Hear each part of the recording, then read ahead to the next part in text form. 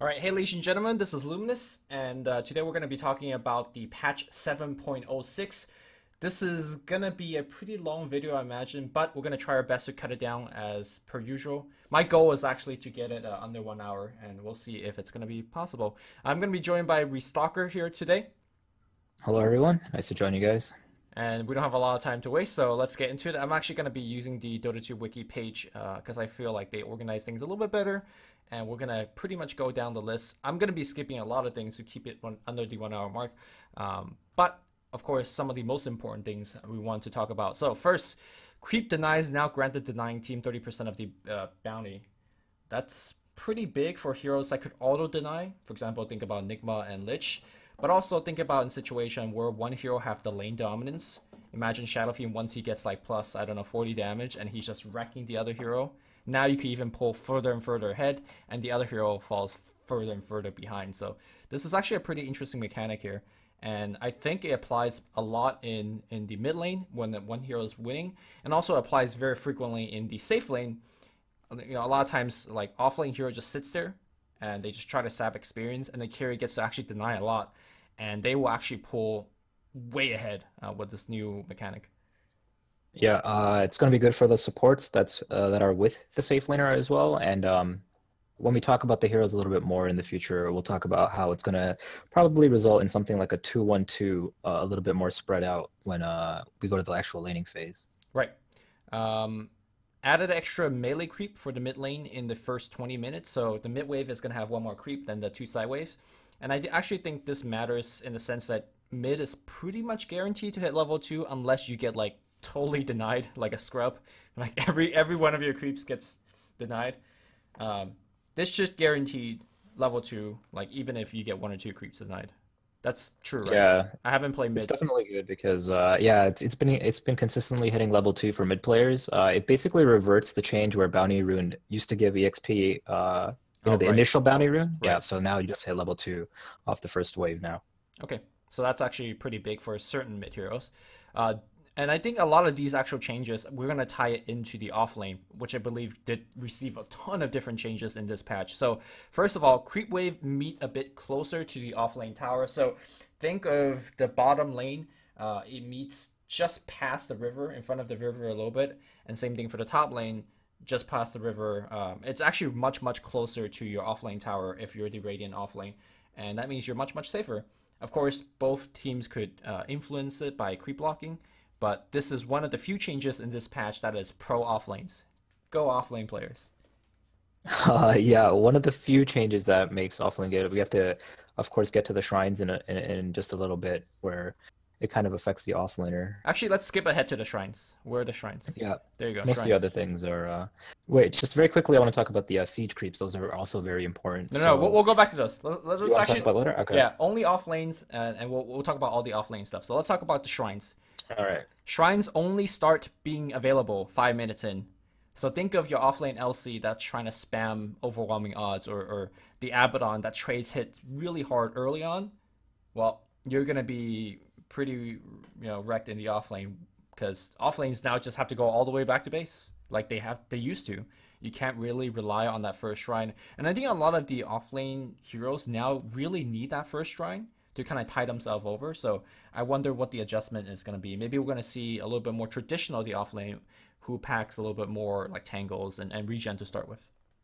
Yeah, I don't think we're going to be seeing too many of the poor man's shield into tangos opening anymore. They used to be, pretty self-sufficient, and then you use your shrine, and then by that time you'll have some restoratives, or just you can go into the jungle a little bit more. So I think we're going to be seeing more like stout shield into tango salve openings, or like we talked about a little bit earlier, we're going to have these 2-1-2 lanes where you might have a dedicated support helping out the offlaner a little bit more.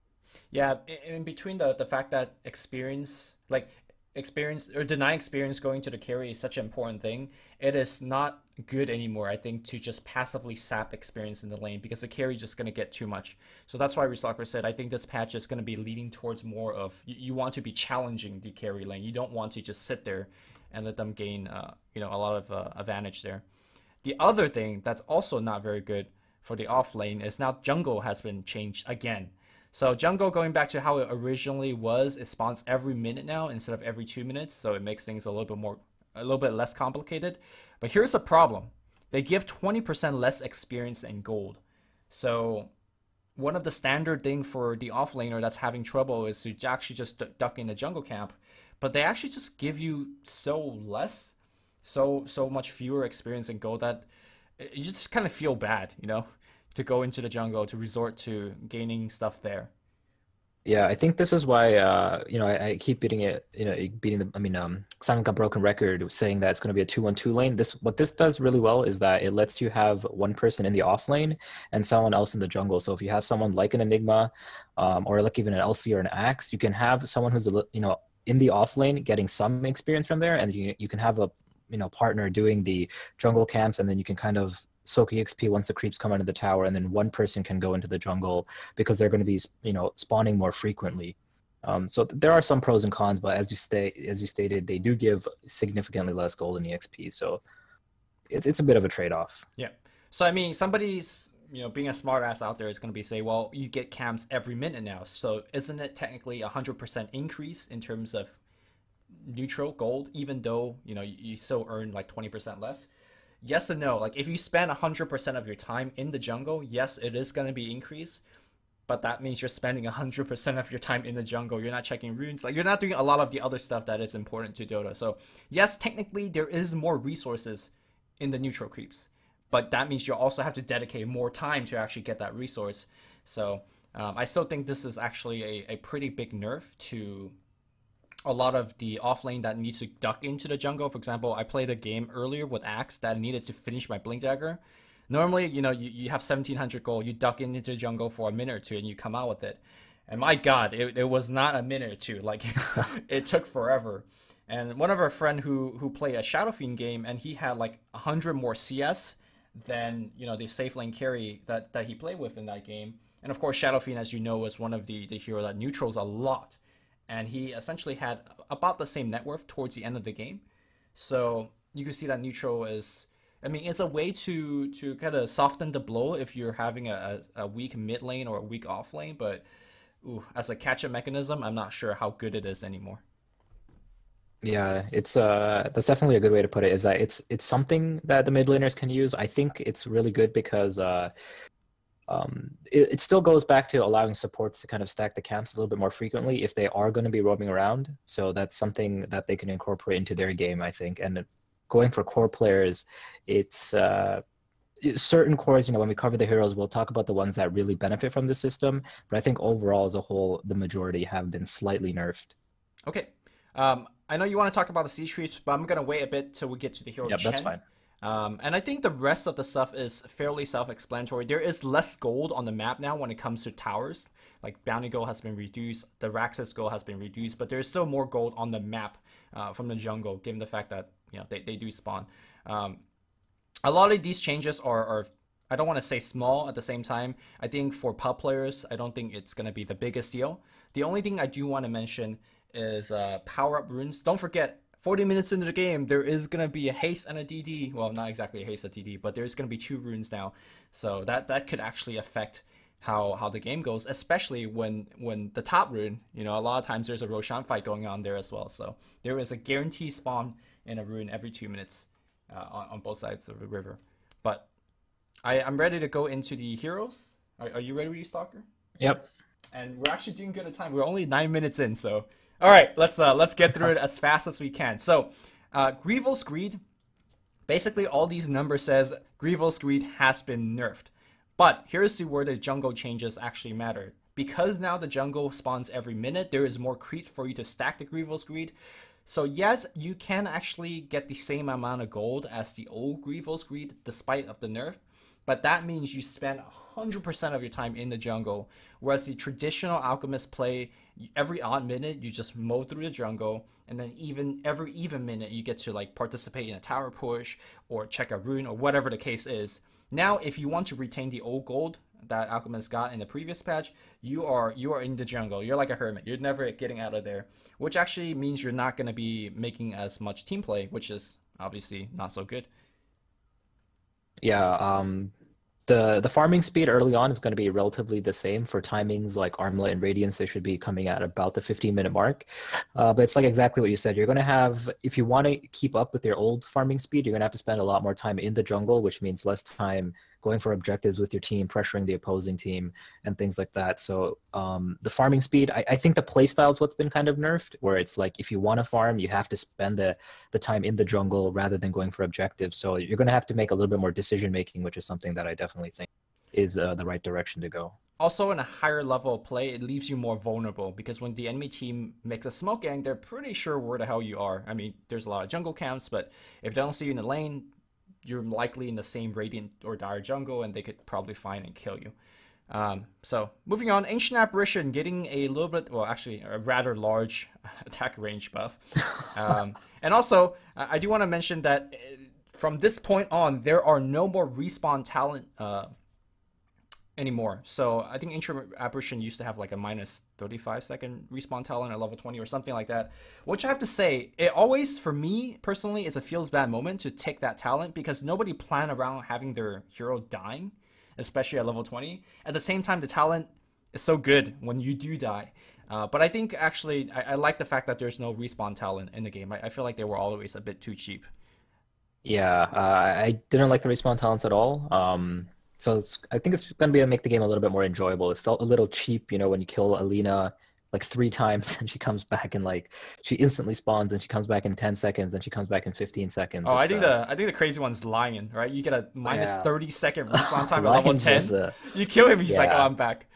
Well, the thing about Lina that was really bad is you can at least play her as core, right? I think that's what really made Lina annoying to play Sure, against. sure. But yeah, All right. So that means we're going to actually talk about some of these new talents that are essentially added to the hero. But of course, with talents, it's always subjective and you have to compare it to the other one. So for example, Ancient Apparition's other choice, I believe, is a plus 35 movement speed. And of course, yep. now with the change of Ice Vortex, you can put Ice Vortex on top of yourself. And when you walk through it, you get faster movement speed as well. So I think Ice Vortex and the buff is going to be good. Obviously, you could read it here. yeah. I think this is 100% talent. Like the movement speed that you get from the Ice Vortex, because you know Ice Vortex now actually applies to Ancient Apparition. Right. So I think you know with that in combination with the already applied amount, it's definitely going to be better than the plus 35 movement speed. I'm actually not sure why those two are paired up against each other. Yeah. That's I mean, probably going to get changed. I'm pretty sure, like, with the first iteration of these new talents, like, Ice Rock changes talents every single patch, so I'm pretty sure adjustments will be made. So, don't want to spend too much time on Ancient Apparition, even though he has, you know, amazing attack range and should be played more as a support. But anyways, Axe, oh man, I was so hyped seeing this hero, especially now with his Aghanim Scepter rework. So, basically, once you dunk somebody, once you have a successful dunk, whether you kill a hero or when you kill a creep, because you can dunk creeps now, it causes Battle Hunger to, well, you pop a Battle Hunger on top of people's head. And this particular Battle Hunger has that quote-unquote silver edge debuff where, not breaking them, but it reduces their damage output by 30%. Battle Hunger lasts, I believe, 10 seconds or until you debuff it. I guess we could click on the Axe link and check it out.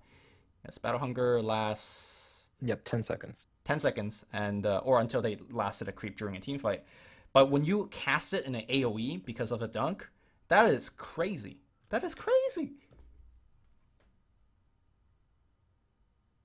All right, you have nothing to add to that being crazy? I'm sorry, I had to remember me to. I think it's really good, especially with the fact that even with Tranquil Boots, when they're broken, you only need 2 Battle Hungers if you get a successful call to move at max, you know, movement speed. And when Axe is moving around really quickly, he's able to kind of chain those kills together for his team. So this is definitely a pickup. I don't think you want to go immediately into like Blink Ags. I tried it. It was not yeah, good. I don't want to call you out. I don't want to say Lumi tried it, but if you want to throw yourself under the bus, yeah, I think you still go for maybe like the Blade Mill, the Vanguard or something, and then you can probably transition into it as maybe your 3rd or 4th item. So I believe one of the old Coaling Blade things that you used to get is that I believe it used to be a 6-second cooldown when you you could have dunk creeps. The new Axe no longer the case. So even though it's pretty sweet to blink in to dunk a creep to instantly apply battle hunger buffs on the whole enemy team, you probably still want to reserve it for hero killing because it is a very long cooldown to put it on. But that game we got wrecked so hard that I don't think the Ags actually did anything. But I could see it in a scenario where, like you said, if you just get battle hunger on 2 different heroes, you are moving at maximum movement speed. Because let's not forget that Coaling Blade in itself also gives you 30% movement speed and of course 30% attack speed. So I feel like I don't think it'll change Axe's playstyle or anything, but it just makes Aghanim Scepter a very valuable late game purchase, or at least a late game option. Yeah, I think it's good that his build, his item builds were pretty stagnant for the most part. So I think throwing in something like an Aghanim Scepter actually makes you like question: do I have to get this? Is there significant damage threat on the opponent's team, or do I go for like the Blade Mail, Lotus Orb, something like that? So right. It's always good when you have more options. Okay, speaking of a hero having more options, Bane's new Ags, or Axe rework, now makes you have a Brain Sap of a 1.5 second cooldown. And of course, now also goes through Magic Immunity. What do you think about that? Okay, so I played a game today with Austin. He's our friend that we, kind of consult with. He's really good at the game, has a great mind. So he played mid Bane, and he went Aghanims first. And Problem number one, mid Bane. Well, see, that's the question, right? If you're playing support Bane, when are you going to get the Aghanim Scepter? If you're getting the Ags as your like 4th or 5th item, see, that's the question, right? Every time there's an Aghanim Scepter, you have to ask yourself, which item are you going to forego to pick up the Ag? So if you're playing Bane, you're going to get maybe an Ether Lens and a Force Staff. And then you have to ask yourself, what's the next item that I need? Is a Glimmer Cape? Am I going to work towards, a Lotus Orb for my team, etc.? So I think this is one of those that looks really cool on paper, but when you get it, in our game, it was kind of trolly because he was able to survive for a very long time, but it didn't really do too much apart from that. I think somebody said it best, like it allows Bane the capability to now become a semi-carry. So think of some like supports that you play as a 4 role, and as the game goes late enough, suddenly becomes a big threat. So I think this adds that to Bane's repertoire. I don't think you pick Bane at the beginning of the game as a support and aim towards Aghanim Scepter. I think it's one of those things that, if it comes about and you get a 1.5 second cooldown on Brain Sap, that's pretty sick. Because once you get to level 25, let's not forget that your Brain Sap, if you take the talent, it's a 500 heal and a 500 damage nuke. And it's all pure damage, right? Or HP loss, or whatever they call it. So it's 500 exact, and it's a 1.5 second cooldown. That's some real DPS. So It is. It sounds amazing. Like, I think the problem with Bane is that he's not a flash farmer. That's like the first thing. So when you have these other heroes that play position 4, sometimes even a hero like Rasta or Enchantress is able to kind of contribute in a lot of ganks. Rasta has pretty fast farming. Even heroes like CMN Lion, they have some kind of farming potential, whereas Bane has absolutely zero. So the only way he's going to be getting this farm heroes. Yeah, exactly. He has to farm heroes. That's the only way he's going to be getting the gold. So I think when that's your main way to get money, you really have to think about your item choices. But if you're ever able to pick this up, I think it's really good. But I'm still not sold. Okay. I think it's okay to remain skeptical. So let's talk about Beastmaster. He's also one of those heroes that got his respawn talent changed. And now it's whenever you summon a boar, you get 1 more boar. I believe the other choice of the level 15 talent is like plus 10 strength, or is it plus 12 strength? Some amount of strength. 12 strength. Yeah. So I think the plus 4 is always what you take because, all right, here's the situation, right? Beastmaster is perhaps, next to Bane actually, one of the best anti-BKB cores or BKB heroes in the game. And I think boars add to that. Now you could technically have 4 boars if you keep using it on cooldown. That's 4 Viper Pigs plus Beastmaster Roar. And also a hero item that got changed this patch is the Heaven's Halberg, which I'll Control F to find it up. And the reason I want to talk about these two in conjunction is because I think Heaven's Halberg used to be an item that Beastmaster sometimes purchased, but now you could definitely buy it. So Heaven's Halberg now reads, can no longer be dispelled by spell immunity. So Heaven's Halberg used to be, in my opinion, a pretty joke item because you spend 4k on this item, and then they're going to get BKBs anyway, so they just BKB, and you just spend 4k on an item that did nothing. Now, in a scenario where you're versus a BKB unit, when they have the BKB up, you roar them, you stick the Viper Pigs on them, and then once that's over, you Halberg them. They are they're done. They're not doing anything for like, I don't know, 10 seconds. Yeah, that's a good point. I'm not too sure if you meant if the Viper Pigs pierce spell immunity because they don't do that anymore. I think they used to, but of course, the ultimate definitely goes through, and the point True. that you Yep. mentioned before still apply. They're So yeah, you just can super still annoying. lure. Like having more Yeah, yeah, boards yeah. is just good. And the other thing that's really good to mention is that if you don't max your passive, if you're going for wild axes and the summoning animals build, around level 15 is a time when you'll have your passive maxed, right? So Yep. it'll be in conjunction with around the time you get +1 board, which is really good. It increases your farming speed. I'm not too sure if they still do piercing damage, but if they do, that means they push lanes faster, get neutrals faster, and all that Oh, stuff. that So is a good question. I mean, we are on the wiki, so we could look it up right uh, now. Boar yeah, I damage. control F pierce. It didn't come up? Nothing Nope. came up. I I'm got not too I sure. got the Windows sound camp coming up, so that's Yeah, these kinds of things always get changed in Dota. But either way, having that one extra unit definitely is good. They're super annoying, as you said, to lane. I mean, once you roar someone, they're kind of just stuck in place if they yep. don't have that magic immunity. And the Heaven's Halberd point is very good to bring up as well. Okay. So I got nothing else more on Beastmaster. I believe we could skip Bloodseeker, Bounty Hunter, and also I think we could skip Brewmaster, but I do want to point out Brewmaster has been receiving patch since like the freaking dawn of time. So I'll Yeah. quickly go over to like where is it? Let's see. Change logs. And if you actually look at the changelog option, like everything since I believe patch 7, it's like all buffs. Like all buffs. It's Yeah, all I buffs. think the hurl boulder is like the thing that really stands out here. It goes from point 0.4 to point 0.25, and point 0.25 cast point's actually really good. It's what every time we ulti with Brewmaster, you have to wait for him to like break out into all his primal spirits. So the faster you're able to get that hurling boulder out, it prevents people juking into the trees and things like that. So Yeah. I think it gives it a little bit better kind of pick off for his team, where he's able to kind of go in, initiate, and they can kind of catch up. He doesn't really have to wait for everyone to already be around him. Yeah, I also want to quickly talk about Brewmaster. His talent tree allows him to be played in two different ways. Like you can have a very, very tanky Brewmaster that pretty much guarantees you could survive long enough to get off your ult, or you could go for more of a DPS Brewmaster build, kind of upgrading your Thunderclap talent if you want to go for that. Again, Brewmaster's like one of the more rarer heroes, but hopefully in this patch, as Ice Frog hopes, since he buffs him every single patch, that we're going to see a little bit more Brewmaster play. Uh, I know somebody out there is going to be like, oh, but Wings played it. I mean, Wings didn't play Brewmaster. They played the Fire Panda Bruling. That's it. The Earth Panda Invoker, Yeah. that combination, yeah. So yeah, I guess we're just moving on to Bristleback. Not too much to talk about Yep. apart from that. So the next talent is the Spell Lifesteal here. Pretty interesting. Any thoughts? I mean, comparing directly to Octarine, right? Like Octarine gives you 25% lifesteal, but it also gives you 25% cooldown reduction. And of course, Bristleback uses both of it well. But Bristleback's one of those heroes that gets like inventories filled up really fast, right?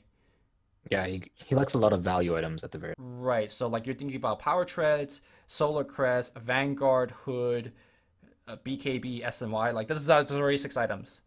And of course, I think also getting to that point in the game where you're thinking about picking up Octarine, I feel like your farm also kind of peters off a little bit. So I feel like having this talent, or at least the ability to pick it, in terms of pseudo replacing it, Octarine is okay. I think replacing is probably the wrong word because I don't think this replaces Octarine. But Yeah, again, in a situation where you're out of slots or you just don't have the farm to actually get to Octarine, I think this might be a suitable substitute, I guess is the fair word. yeah, I think this is actually one of the more difficult choices. Like when you think about it, the 50 attack speed sounds really nice. It's basically a hyperstone for your hero. But the spell lifesteal is something very interesting where the thing is his quill spray interaction with spell lifesteal is actually very poor until he gets a lot of stacks on his opponents. Right. So you have to ask yourself whether the 50 attack speed, where you're constantly already dealing the damage and you have your warpath, you can preemptively stack up the warpaths and then just go beat down a tower. You can just do so much damage with the attack speed. Or do you think you're going to be standing in the middle of a fight? And in that case, I think the spell steal is a little bit better. So Well, I think I the decision is also going to be largely decided whether you have Radiance. If you have Radiance, I think suddenly the 10% spell lifesteal becomes a yeah, little bit definitely. more incredible. So Yeah, I think this is going to be a more of a game-to-game situation, which I think that's good. I don't think you should always be like, okay, I'm always taking 50 Yeah. attack speed. So, okay, moving on. CK continue to receive more buffs. I don't think there's much to mention. Um, okay, so Chen. Earlier I was talking about the siege units. So I believe one of the cool way, quote unquote, cool ways to play Chen now is to, instead of picking up the tomato or the centaur, like those creeps are scrubs, right? The new creep you Yeah. want to pick up. Oh, I can't spell siege unit. The new creep you want to pick up is now the siege creep, or the truck, as I like to call. Siege damage type versus structures increase from 150% to 250%, and I believe this applies to all siege damage, not just siege creeps. Or am I incorrect in that Yeah, I assumption? think it's all siege damage, I believe. Right. So there are, like, I believe the bear from well, the bear man. Well, here's all the siege damage. Yeah, you can just bring it up. All right, I cannot spell siege. Yeah. So basically, there's a lot of siege damage. So continue with your thought. Well, Yeah, I just think it's like one of those cheeky things that you can do.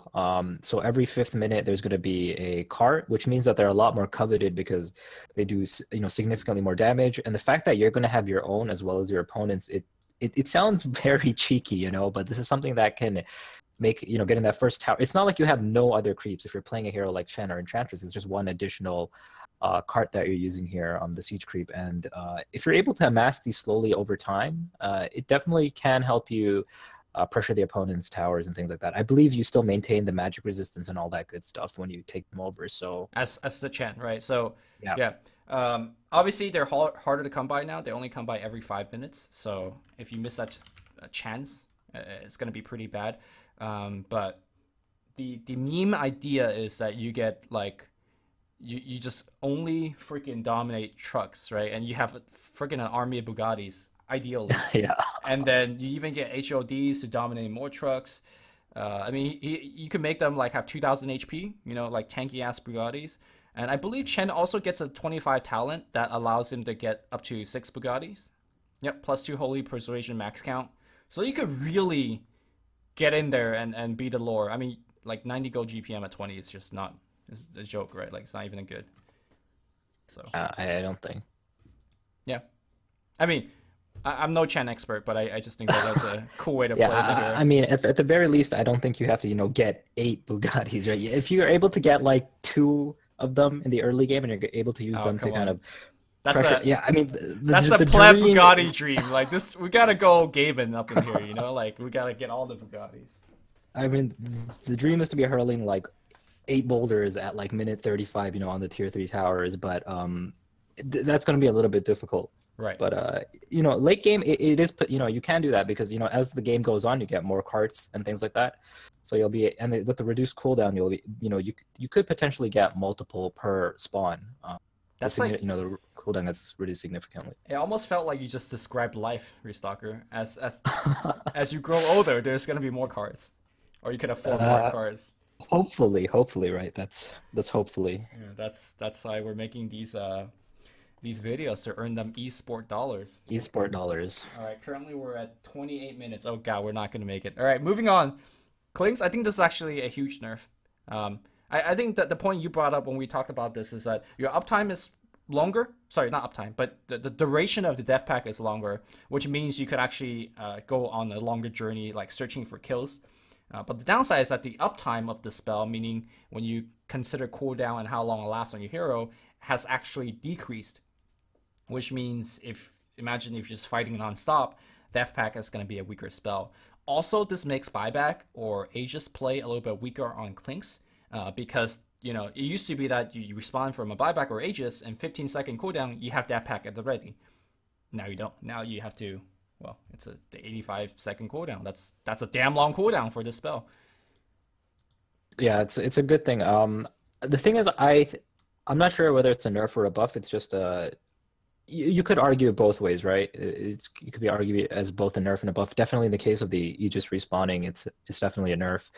But I think what it does is it makes it so that you're able to kind of constantly pressure your opponents without worrying too much about the death pack timing. You know, if your team wants to go on a target within like 10 seconds, you don't have to be like, oh wait, let me go back into Right, the right. camp and get a something like that. Well, I, particularly to back up your point, I think this is much better in a siege. If you're sitting in front yeah, of the building and you're just hitting away, I don't think you want to be like, oh, hold on, guys. Let me go to yeah, the camp and find myself a centaur. So I could see it there. I guess it depends on whether you're thinking offensively or defensively.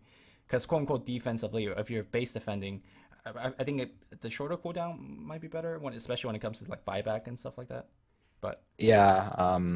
I think that the point overall to be made in this, if you play Clinks as like a safe lane, I think you're losing a lot of the jungle efficiency that comes with mm, the new like respawn stuff. So you know, you have to consider, you have to ask yourself, is Clinks even going to be played as a safe lane hero, or what kind of like, is he going to right, be right. like a weird off lane kind of hero now?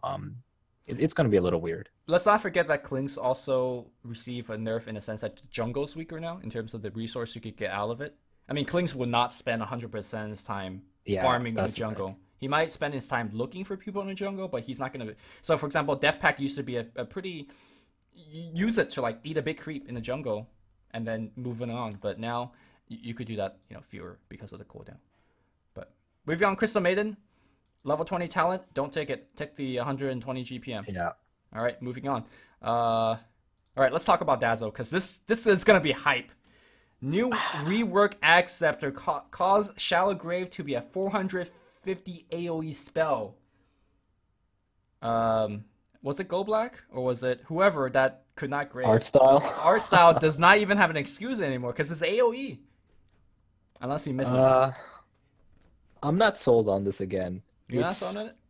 It's like one of those things again, because every time I see support ags, it's like when I see support 25, level 25 talent, I'm like, are you ever gonna, or it's like, okay, the thing with talents is a little different, right? When you get it, you have a choice between two. With ags, it's a lot more like, like what are you giving up to get the ags, right? Right, the talent And you get it quote unquote for free, leveling up yeah, there.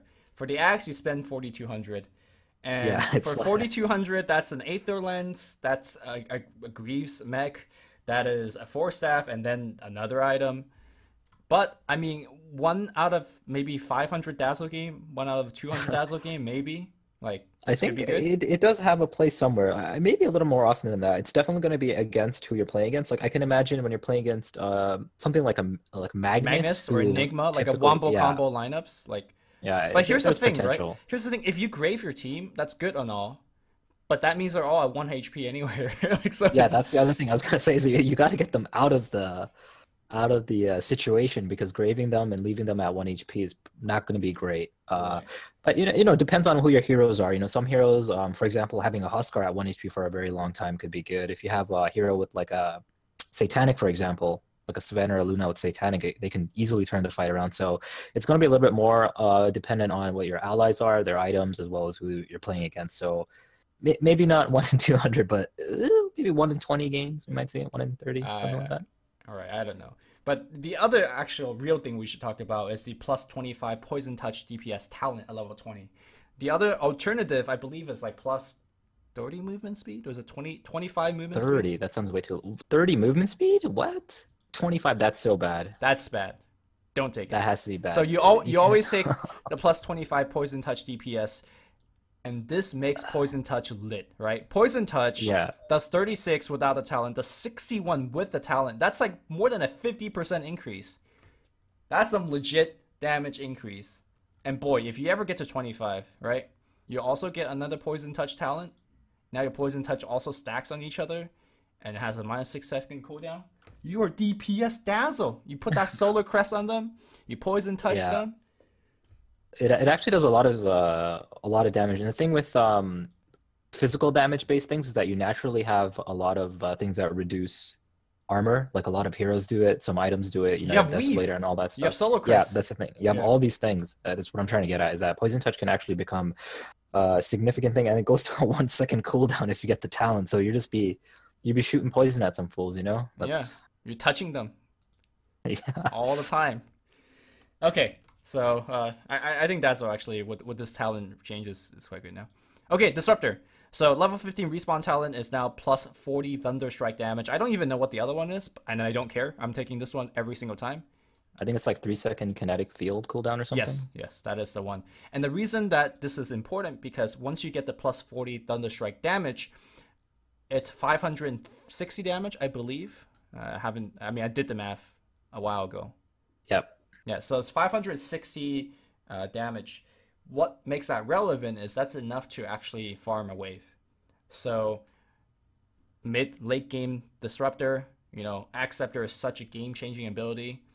You need to farm towards it. And Thunder Strike with that talent upgrade is a way to farm towards it. And if you ever get to 25, by golly, one Thunder Strike does over 1,000 magic damage when you take the plus four more Thunder Strike hits. So that's good stuff. Yeah, it's definitely good. And with the with the neutral spawning quite often, getting that extra damage is really good because it lets you actually clear up the neutrals. So he's one of the few supports that I think actually benefits from like the stacking and clearing the camps and stuff. Yep. Okay, so Doom has had a couple of changes as well. I believe mostly helping out his mana early on, and Devour particularly helping out his mana. Why do you feel like this hero we don't see too often? And do you think like this actually helped him? Well, the reason we don't see him as Doom is like the definition of one pump chump, right? Because you mostly pick him for his ultimate. Early game he can be a little bit annoying with the Scorched Earth walking in and like dropping a flaming sword on your head. But apart from that, I think he's very like cooldown reliant with the Scorched Earth that has a relatively long cooldown. His ultimate has a long cooldown, so he's mostly has a lot of downtime where he's working towards some of his items in the later game. And he's kind of just like a aura bot. So if you can get to that stage where he's like the aura bot kind of frontlining for your team and making them all a little bit stronger, then he's good. But it's kind of like, it's almost like having a pub, in your pubs when you have that one dude just AFK jungling. Yeah. It's a little bit like that, I think. China Doom could come on gank. Yeah, that's what I'm saying. That's the China Doom is reliant on that Scorched Earth cooldown though, right? It's a relatively long cooldown on the spell. He doesn't have too much mana. Yeah. But this early Devour mana cost reduction could definitely help for the China Doom coming out of the jungle. I actually think that with the Shrine nerf, actually hurts Doom a lot because Doom really depends. Like a lot of times when you quote unquote play the China Doom playstyle, which is you tower dive with Orb of Venom and an Alpha Wolf, and you just like with Scorch Earth and the Inferno Blade, and you just like dive the tower and get a kill. A lot of times you need to just go back to Shrine after that to go back to jungle, whatever. The fact that you don't get a Shrine 5 minutes or until 5 minutes in, it really delays your options of your early game plays. So another thing that's really important is that Tranquil Boots doesn't have that armor component in it anymore. That's a big nerf to him too. So yeah, that kind of hurts him. He'd be naked. All right, anyways, skipping down to Earth Spirit. So this could look like above, because it says your respawn talent at level 25 got changed to Geomagnetic Grip now targets ally. Remember, you used to only get this ability. Well, you used to get it for free because Earth Spirit was broken. Then Ice Rock moved it to you have to get the Axe to actually get this ability. Now, the Axe no longer gives you the ability. Instead, the level 25 does. So why is this a nerf? It's because if you ever wanted to rush Earth Spirit Axe, you almost always get it before 25. Now you have to get to 25, and I think getting to 25 for a 4-position support, especially the one that's initiating because you're jumping in, magnetizing, you're dying a lot. Getting to 25 is actually one of the hardest things for Earth Spirit, whereas getting Axe, if you kill a couple of people, you have 2k, 3k go, you can just farm the rest for an Axe. So I personally think this is actually a big nerf to Earth Spirit. I'm no Earth Spirit player, but that's how the logic goes, I think. Yeah, I'm exactly on board. I just think it's going to take him a very long time to hit 25. You're probably going to get Yags before that through just team fight contribution. Just for curiosity, I wonder what the other one is. Plus 300 rolling boulder damage. I think you probably take the Geo Grip targeting allies, right? Yeah. It's quite damage good. Is not that good. Yeah. Okay. You still take it, I guess. Yeah. You have to. Moving on, we got a... I don't think this is actually important, but I just thought it's funny. Enchant Totem with True Strike.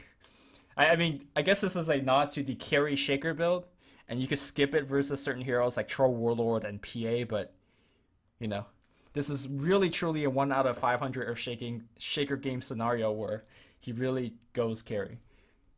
I mean, I think it's decent. It's not that bad. Like, even when you don't play Carry Shaker, I think your enchant totem does pretty decent damage as a support. Mm-hmm. So, if you get decent blink timing, like, Axe gets blinked maybe at like 12, 13, so support Earth Shaker might get it at like 18, 19.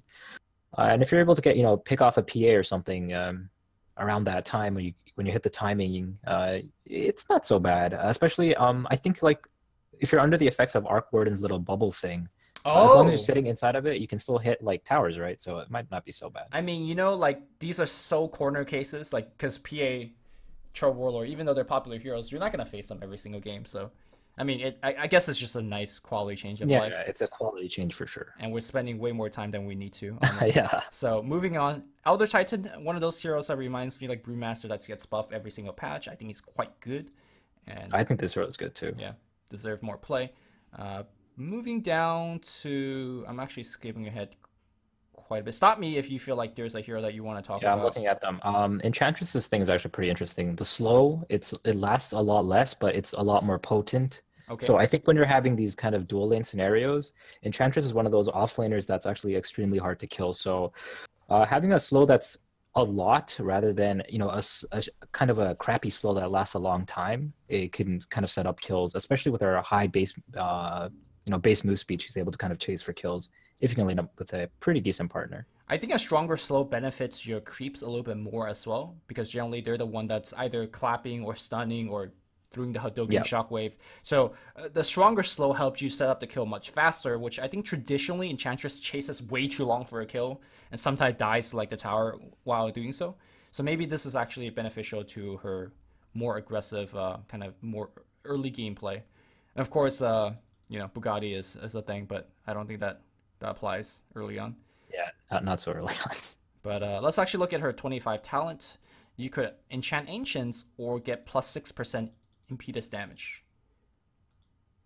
I'm not sure which one you should take, and I think that's nice, right? It comes down to the game situation. I think if you're transitioning into a semi-core, then the impetus damage is probably what you're going to take. But if you somehow manage to get to 25 and you're under farm as bejesus, well, Ancients is not bad. Yep. Both have their merits for sure. Yep. Okay, skipping down, skipping down. Level 25 Isle now stuns. Cool. Take me back. Yeah. The thing with Io is I think he's actually one of the support heroes who has a decent chance of hitting level 26 because you're often 26. ganking with people. Bro, bro. Shh. I have secret info from Ice Frog. Okay, I didn't say that. No one heard that. might be. No one heard that. So when you hit 25, because you're always ganking with someone, right? You're ganking with your allies, so you're participating in a lot of fights early on, and you're able to kind of accrue them levels pretty decently. The thing with Io is he's always like kind of in the back of fights as well, so he's not dying as frequently as other supports, or at least he shouldn't be. When I see really good Io players, they're kind of like very sneaky, very hard to catch up to, and they're dying like after their cores are dying. So I think Okay, he has a pretty decent chance of hitting 25. I agree with decent chance of hitting 25. I just don't think this is a good 25 talent. Like the reason that Tether stun used to be so strong is because you could make early ganks with it, Yeah, man. Remember it was like in the old days where you go IOCK in the lanes and you just get kills like 2-3 minutes in the game, and that's where the Tether stuns really is important. Level 25 you get Tether stun, so what? I actually think the old talent, which was like minus 55 respawn time, that's more important. I know you said that like I want to stay back anyways, but sometimes when your core is being an idiot, you need to like do the relocate save on them.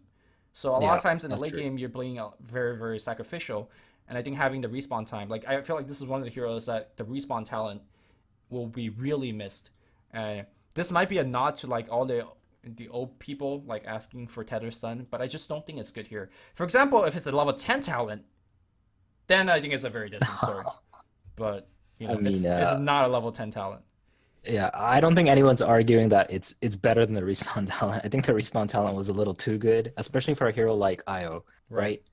right? I'm Where you just can kind of saying, just I'm actually considering the plus 150 spirit damage. I just yeah, don't think this is a good talent, but maybe I'm wrong. mm, I mean, I guess if you have like a couple of blink cores that gets in anyways, like a PA or a yeah, because the CK. thing is, it's not like it persists for a very long time, right? And as the BKB durations are kind of going down, you True. always have that tether up. So it's decent. I don't think it's as bad as it looks, maybe. Okay, maybe I'm just being Because by harsh the on it. time, yeah, by the time IO hits 25, BKBs are going to be at 5 seconds.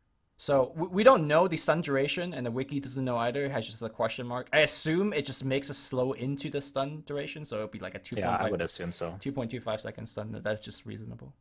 What if just like ravages, like miscoding? You tether and it just ravages somebody. All right. Anyways, do we need to talk about Jakiro? He is also one of those heroes that's been getting buffed for like eternity. Yeah, I think Jakiro might be a little underplayed. He's going to be really good. If the game does, I think, go into a 2-1-2 scenario, he's probably one of the best guys to like Ooh, stick in the off lane true. and like just completely dumpster the safe laner. Yep. So he's really good in that regard. You know, I think he is pretty underplayed just overall. I think even like in the previous patches, there was definitely a spot for him. He's always been very good at, kind of like skirmishing early. He's a great support that pushes towers and things like that. He's a very good for fighting and objective, so we'll see how he kind of does in this patch here. Okay, my man, Keeper of the Light. All right, I want to talk about this, and especially I feel like this talent is OP as heck. Okay, so when I used to personally play Keeper of Light, I actually like skip his talents.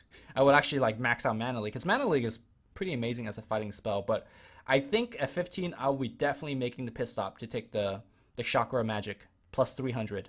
That is a ton of mana. And as you know, when you play very prolonged team fights with Keeper of Light, you have like 6 active spells. You know, you have to heal yourself, or sorry, mono yourself and also mono your allies. So mana is actually very pinched. So 600 mana per Chakra Magic, now we talking. Yeah, this talent's is pretty insane. I think It's broken.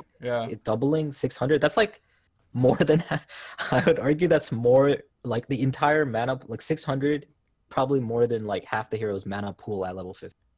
Yeah. Like Sven, like I don't think Sven has 600 mana. No, he at doesn't. level 15. Well, actually, the beauty of this is that the new Chakra Magic, well, not new anymore because it's been around for a while. It literally adds 600 mana to the hero, right? Yeah. So if the Sven has 200 mana pool, it now makes his mana pool to 800. So he could spend all of that. I think it creates that buffer. Right.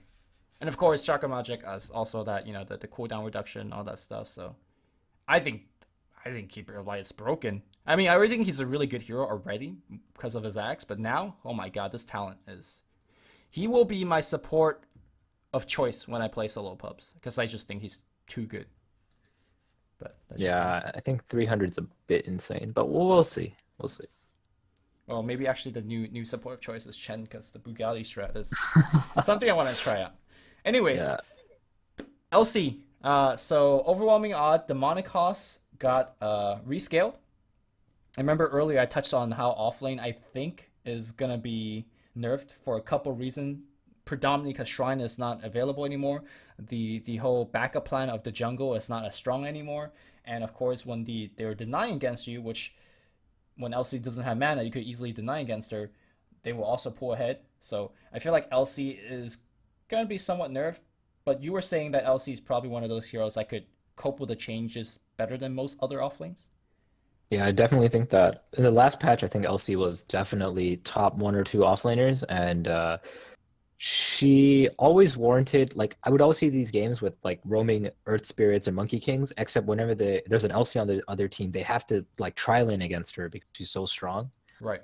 So having these, the Shrine nerf, of course, it makes it so that she's not able to kind of spam out the overwhelming odds, just bully them, basically trade restoratives, and then she has the Shrine on top of everything. So I think more so than anything, the Shrine's going to be the biggest thing that factors into Legion Commander. She still might be one of the few offlaners that can, I think, still play like the offlane by herself. She may not need the 2-1-2 all that much, but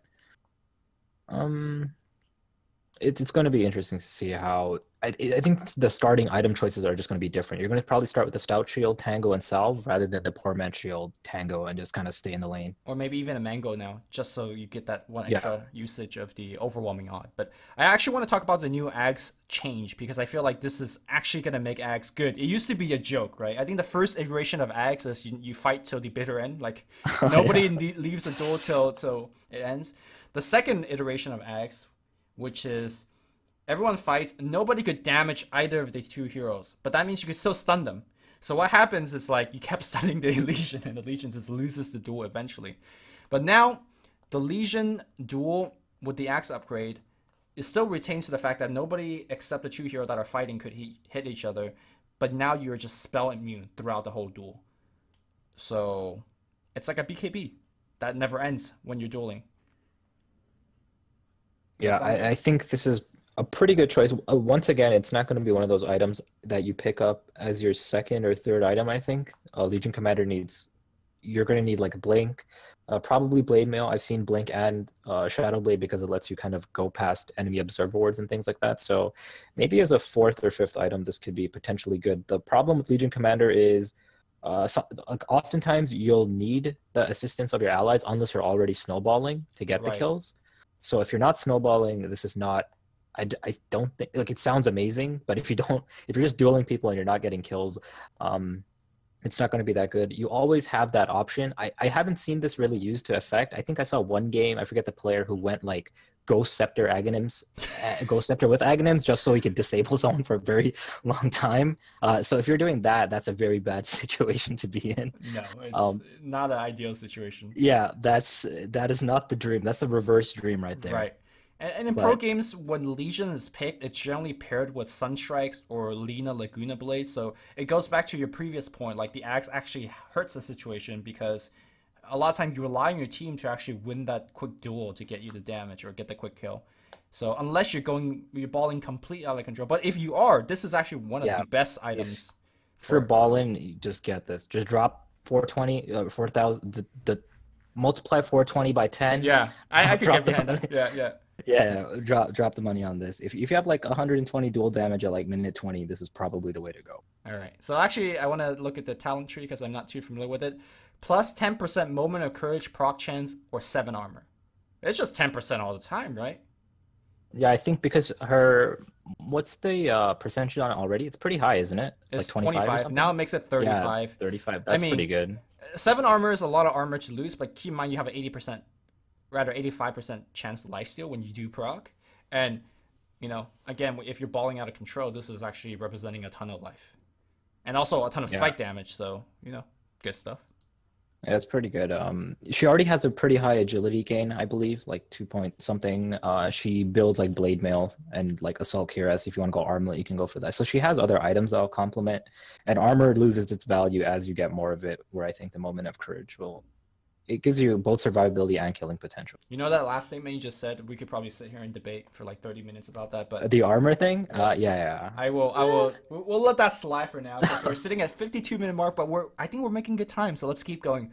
Let's track. We work the Ag Scepter. So while your Pulse Nova is active, every 1.75 second, Lightning Storm will hit one random unit. So my question is, does it cast a full Lightning Storm or just one That's what I lightning? was thinking. Does it want Uh, lightning?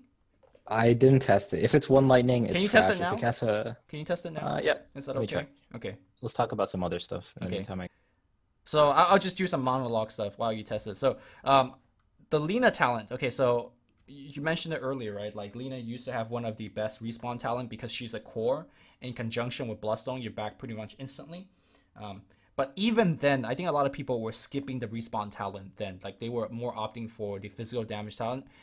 So I feel like the plus 40 movement speed is actually a good alternative for spell casting Lina.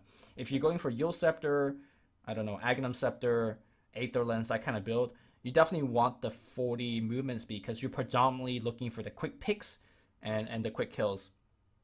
And of course, in conjunction with Fiery Slow, you are 50-50 it all the time. However, if you're going for more of the traditional Lina playstyle with the right clicks, of course, the plus 50 damage is generally what you want to pick up. So I kind of like this spot to add the 40 movement speed because the nice thing is you get to choose whichever playstyle you're going for. You're going to have a very, very strong talent to back it up. 40 movement speed for a 15 talent, that is good. Moving on to Lion. Lion used to have a minus 30-second respawn time at 10, which is absolutely broken because at level 10 you don't even have 30-second dead timer. At least I don't think, or at least if you die you respawn like 5 seconds later. So seeing plus 75 cast range makes Lion players really, really sad. I don't even know what the other choice is. Ooh, 75 cast range or 60 damage. I think we might want to default to 60 damage now because you can actually farm neutrals quite easily. with 60 damage. I don't know. I think sometimes you want to take the plus 75 cast range because it also helps your blink dagger to get to places. But I think personally I'll be defaulting to 60 damage most of the time for my level 10 talents. Did you get a yay or nay on the lightning storms?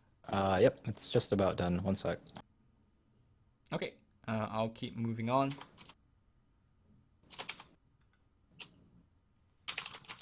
Okay, so the one thing I want to mention about the Lone Druid is keep in mind that the siege damage has been buffed. So we might see Lone Druid return a la the Bulldog days of Lone Druid where you actually use the bear to siege. None of that right-click range Lone Druid build.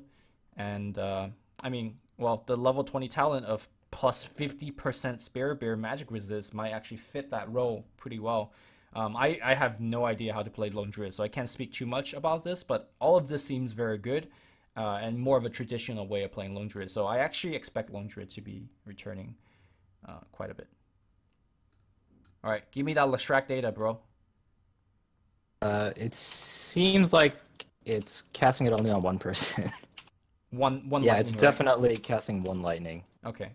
All right, so it casts one lightning. It prioritizes hero. Is it good? I don't think so. The thing is, it's additional to what it already does, right? Which is the increased damage output, I imagine. Yeah, increased damage. You typically don't see people building the Ags on Leshrac because he's one of those heroes that needs a lot of Wait, other wait, wait, wait, wait. items. I think they just reworked it. Is it completely reworked? Oh my God. So you don't even like it's reworked. You don't even do extra damage. It just gives you Oh lightning. no.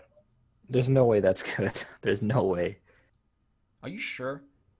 Okay, here's how I think of it, right? Like if you're going in the whole like massive team fight thing, the one lightning doesn't actually matter that much, right? But in terms of Yeah. a chasing situation, you gotta keep in mind the lightning is slow for free, Yeah. and it prioritizes hero. So I mean, the thing about Leshrac is he's renowned for being like that guy, that AoE guy, right? You're not really um but see, that's the other thing that typically when you're going to be finding the like one target that you're chasing, that's going to be something that happens more in the early game. In the early game, you're going to have like a Bloodstone, a Yules maybe working towards an Octarine core.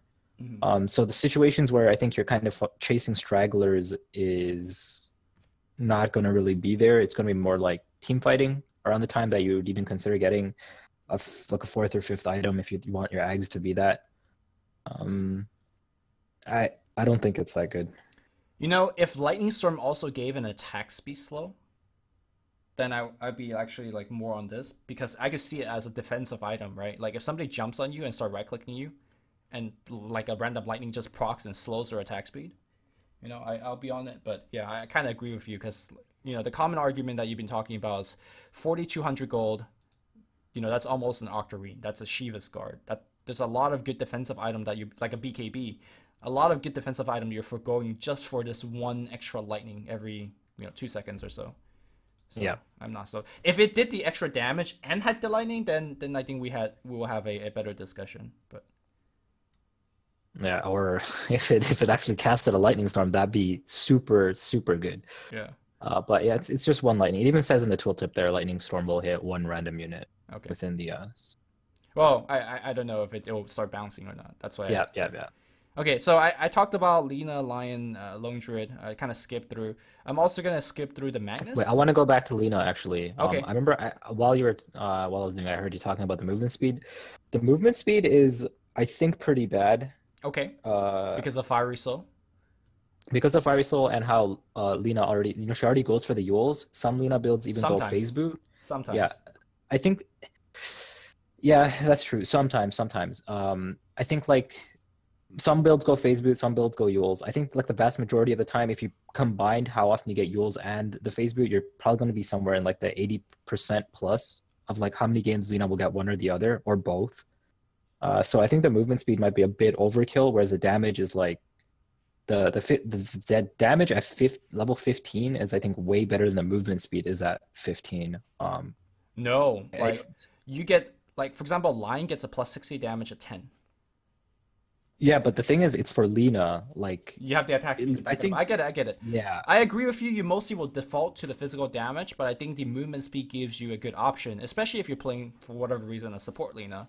I feel like the 40 movement speed will be quite a welcome change there, because even if you're going for phase speed or yields, you might have not finished it by then. And obviously also stacks with fiery cell. So yeah. I think the support Lena would probably the only situation where you go for that. Um, there are some scenarios I think where the 40 might be useful. It's mm, I d- I think the only issue is I'm comparing it to the damage, and it's not that great. But okay, I guess I digress. We can kind of move on. all right.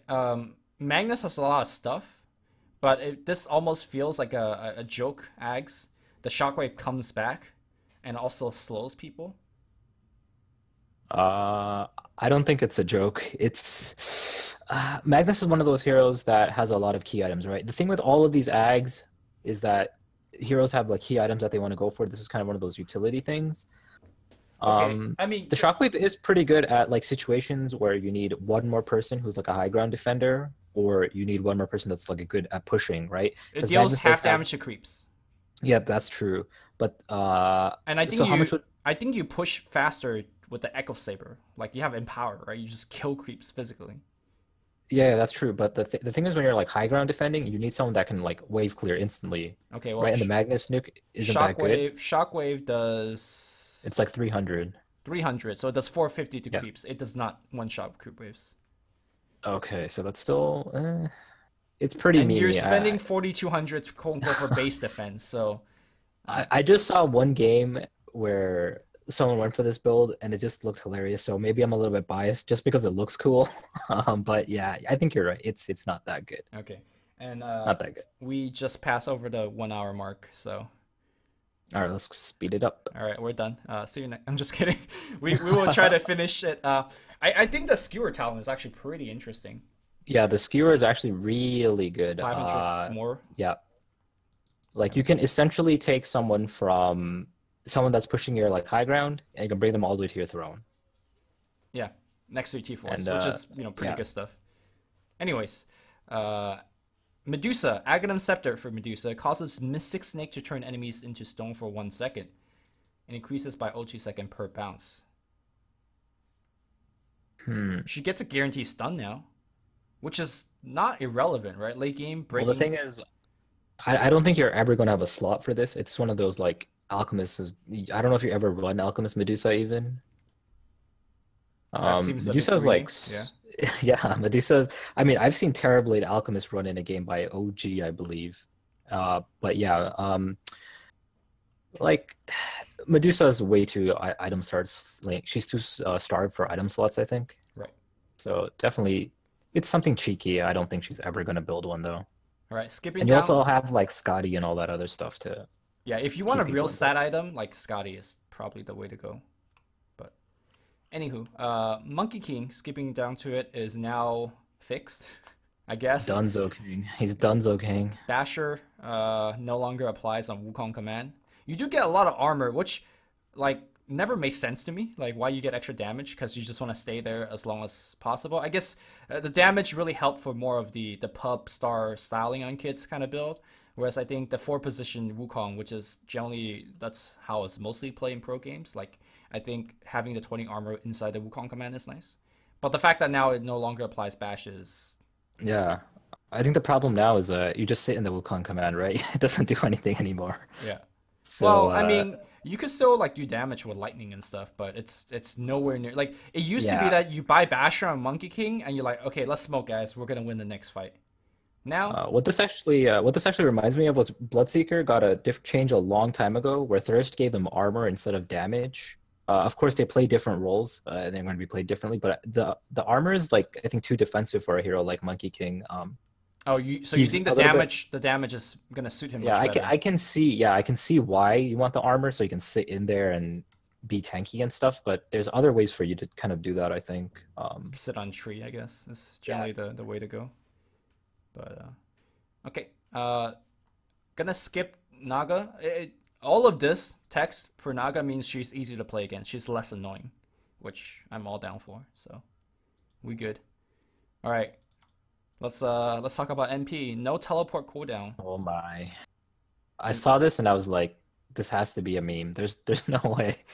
see, I Because, actually think it's a meme because I think the respawn talent is just better because well, yeah, I mean we don't have the respawn talent anymore. What's the other thing at 25, right? The two treants? HP and damage. Yeah, the treants. So I just think he lost like talent now. I I I can see mean, this being really good when if like say you get a couple Raxes before you hit 25, right?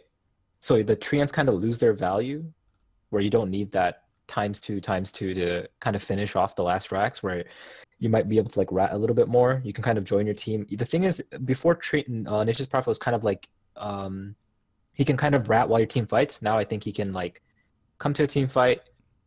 He realizes things are not going well. He can kind of go back immediately and go rat. away. Yeah. Yeah, he there.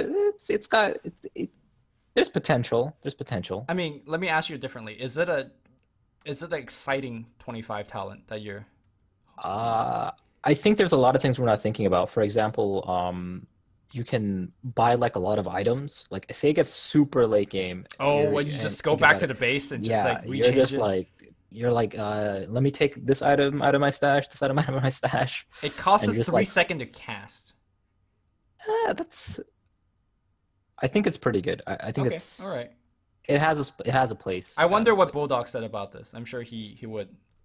I mean, here's my like not suggestion, but Probably asked, is it better than +6 treants? But probably. Okay, um, going on theme, right? What if the level 25 talent, instead of giving you no teleportation cooldown, it gave you no teleportation cast time so you still have like the 20 base second cooldown. cooldown, but you just out. You like you Dragon Ball Z, man. You know, I don't think that doesn't really. isn't The that way you play crazy for Freon, getting like not getting caught late game? That might just be better than this. yeah, it is pretty crazy, but well, I'm thinking about it a little bit. Um, yeah, it might be pretty good actually. All right, well, It you can like BOTs in, do a little bit of damage, and just instantly get out. yeah. Maybe you combine both. You have no teleport cooldown or cast time. You're Oh truly God. DBZ. You just have a global blink. All right, I'm just kidding, guys. Don't ever do that. Okay, so the new coolest hero in Dota 2 by far now is Night Stalker. Hunter in the Night can now be activated during the night to grant Night Stalker flying movement for 2 seconds. Cooldown of not less than 1 minute because 14-second cooldown is OP. It does cost 50 mana, which is quite relevant for Night Stalker because his mana pool is absolutely garbage. And also it gives you 1200 vision when you cast it. So you are flying in the night. And it Yeah, lets you you basically have mini ags basically. you have mini axe that lets you go through trees, or you're a vampire. Okay, so when I saw this, it sounded like super cool, right? Because who doesn't want to fly? Everyone wants to be Winter Wyvern, right? Yeah. But the only like I shouldn't say only, but some of the few situations where you can use this is like to quickly scout out Roche. If you don't have the ads, True. you can Yep. obviously pop this at nighttime just to get a quick glimpse. And the other thing is ganking the mid lane where you have those annoying like high ground places around the river where you can just kind of hop over. And Night Stalker is probably one of the better candidates at doing this because he has the high armor, especially if it's nighttime. You can kind of just chase down a target under the towers. So I think those are the two scenarios that we're gonna see this being used. I'm gonna Kind of add roaming early up in. Yep. I'm gonna add two more to that because I feel like it's not really about the flying, but sort of. Flying is always good. I think the vision, like being able to press a button and essentially get ags for your team for 2 seconds, is very powerful. I feel like Night Stalker is probably one of the best hero to break enemy smokes. If you're in a good position and you feel like you're getting gank, you know, you press that button, you'll just see whether they're within area or not. You'll be able to break smoke before they can see you, especially if you're up a cliff. The second thing is, I'm glad you brought up Winter Wyvern because Winter Wyvern could break people's ankle when you're flying over the tree line, and Night Stalker is going to be able to do the same, especially when it's nighttime. You are out of there. Generally, they probably can gank you in the night into the first place, but in combination with your ultimate, I could feel like a 4 position support Night Stalker farming in the middle of the map could get ganked. You pop ult, you boom, you out over the river, over the cliffs. So it's strong, really strong offensively and defensively. And it's a 14-second cooldown. Who thought this was a good idea? This should be like a 1 minute cooldown. I don't know. Am I being too harsh on it? Because I think this is Yeah, like, I agree with you there. But I think the first point that you brought up is what really kind of with the mana cost. yeah. So he's not going to be able to spam it that much. Like he's going to have to really think about it. Like if you go gung ho with this, you're going to run out of mana pretty fast. Oh, So you're going to have to still pick up.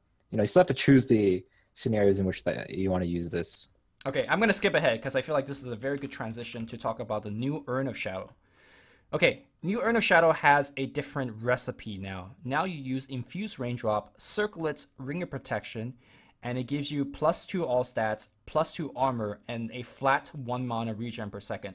So when I was reading through this, I feel like this benefits more on the strength heroes that needs the armor. So Night Stalker, Treant Protector, Doombringer, for example, and also don't have a really high intelligence pool to benefit from the. It used to give you like what 50% mana regen.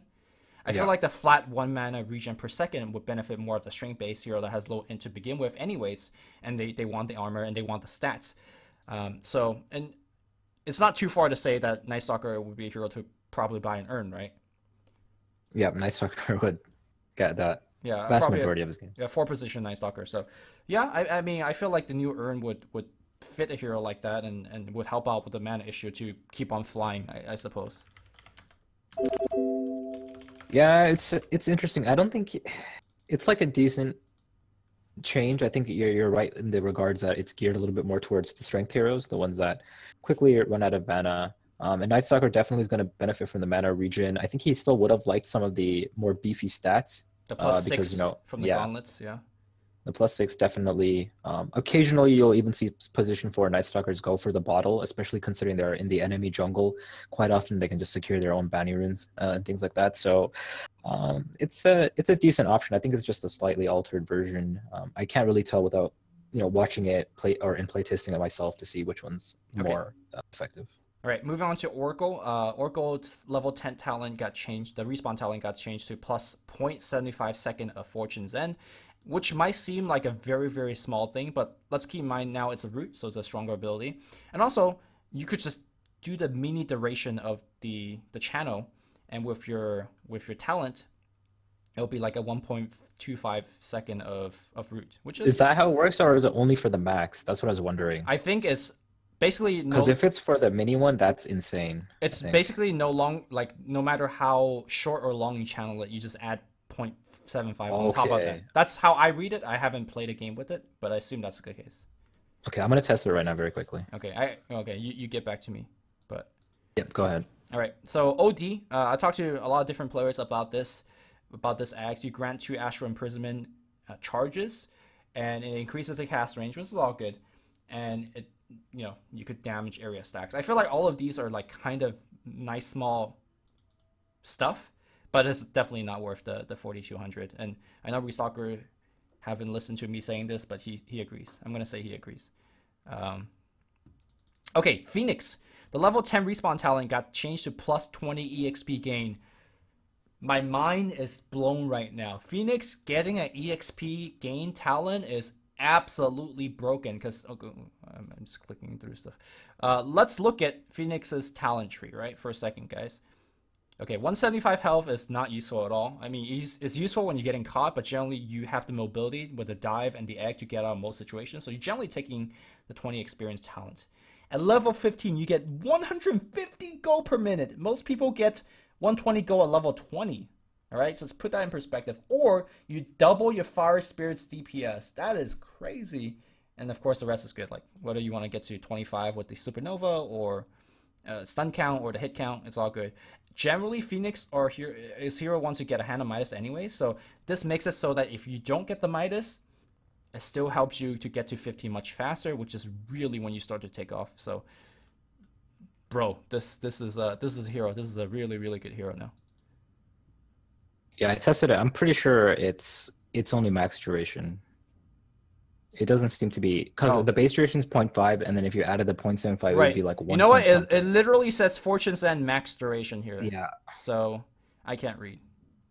Okay. Yes. Let me just chime in quickly about the Phoenix thing here now. I agree with you there on the EXP gain because you want to make sure that you get to his other talents. I think that's where you really want to get to. It's either the gold per minute or the DPS there, and in conjunction with the Midas, you're just going to be skyrocketing with this hero. Yeah.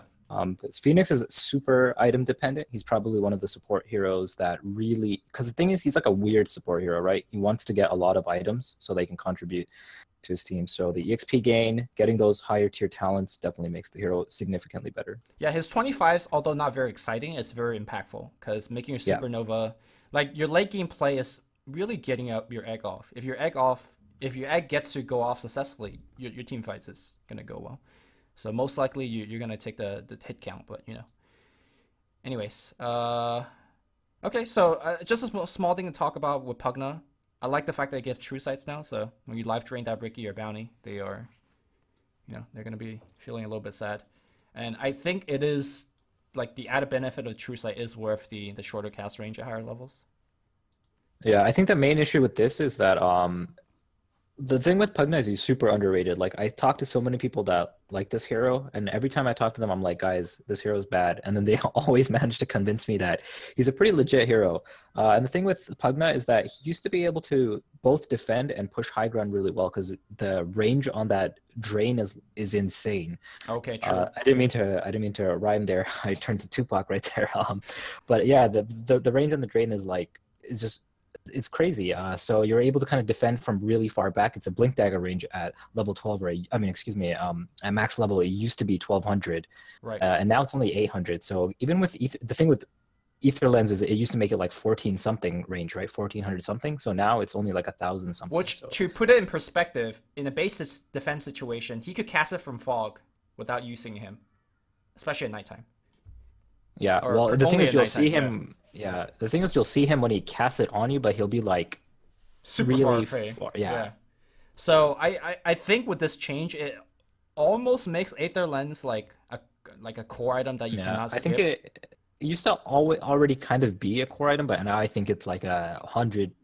It's almost like Tinker BOT's must-have level Right. now, I think. I mean, you do get a cast range talent at 20, so it sort of makes Yeah. up for that.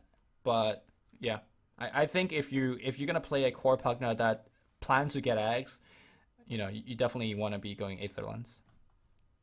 All right, Queen of Pain has a new level 25 talent that is a blank text. You still get the good one. So moving on. Is there any particular thing to talk about? I think Razor's quality of life change is pretty neat with the static link Yeah. prioritizing heroes. I'm not sure. It makes us solo kill potential a lot better in the early game. I think that's something that shouldn't be underrated because before what you can do is if you ever are against a safe lane Razor or even a mid lane Razor, you just sit in the middle of the creep wave. You're not afraid of dying. Right. Whereas now he can kind of static link you and really pressure you. And with +1, even if there's like 4 or 5 creeps in the waves, he has potential to kill you with +1 hero now. Cool. I'm gonna skip all the way down to Shadow Shaman. Gets yet another increase in base damage. Last patch he got like what, extra 14 or was it 18? Now he gets 6 I more. forget. All I know is he has 76 base damage or something Yeah, now. 76. 76 on an int hero. Of course, he did get his attack range nerf. But the Serpent Ward's attack range increased by 50, and also you get 4 more wards at 20. All of this makes Shaman quite an amazing 4 position hero. Yeah, I think he has the weird thing where like I think both CM and Lion are known for their very early game prowess where they're able to disable opponents. Except I think Rasta can kind of, or Shadow Shaman can kind of transition into more team play and secure objectives a lot more easily. So he has the best of both worlds here. Yeah. I think he is still very item dependent, at least compared to CM, for example. Like you still want to work towards Blink or X, but he is still very sufficient as a support hero, even without it, because your ultimate is quite decent. Okay, Silencer Ags. It basically allows you to right-click people with true glaives going through magic immunity, and it does more damage to silence units. So, hey, imagine that it combos with your ult. Thoughts? I think the insane thing about this is how his ultimate goes like through BKBs. Like if you wait for the BKB and then you pop it, you'll have it guaranteed, right? Apart from Lotus Orbs and things like that. So I think when you're playing against a hero, you're probably going to need someone else on your team to initiate, bait out the BKBs, you pop that global, and then you just start wailing away at people. It's Right. pretty good. I don't think you could start off the team fight with the global, like because Yeah, because BKB gets BKB rid is of it. awesome. I mean, there's still Things things gone. like Manta, Yule. So there's a lot of ways to get rid of it. but it just gives you one more tool to do.